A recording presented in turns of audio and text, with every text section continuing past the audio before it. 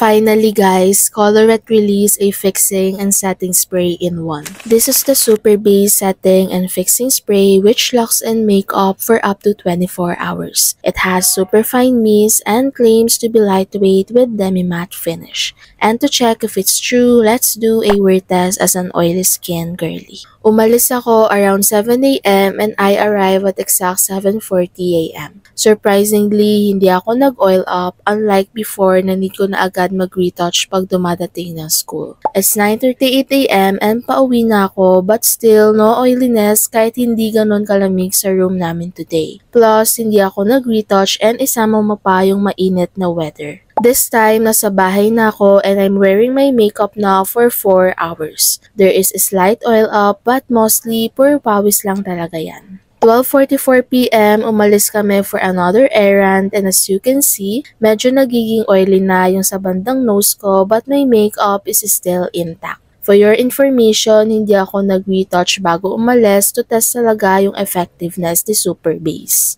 After 7 hours, medyo nasasira na yung base ko around my nose and nag-oil up na talaga yung T-zone ko. When we got home, grabe na yung oil up ko as in whole face. I used a tissue and as expected, may nag-transfer pa rin but for me, it's minimal only given na I have oily skin and it's been already 10 hours na. So yes, talagang hulas proof siya kasi it made my makeup last the whole day kahit na walang retouch. So that's all guys, this is my honest review of the Colorette Super Base Fixing and Setting Spray. It's a 10 out of 10 for me and I really love it as an oily skin girly.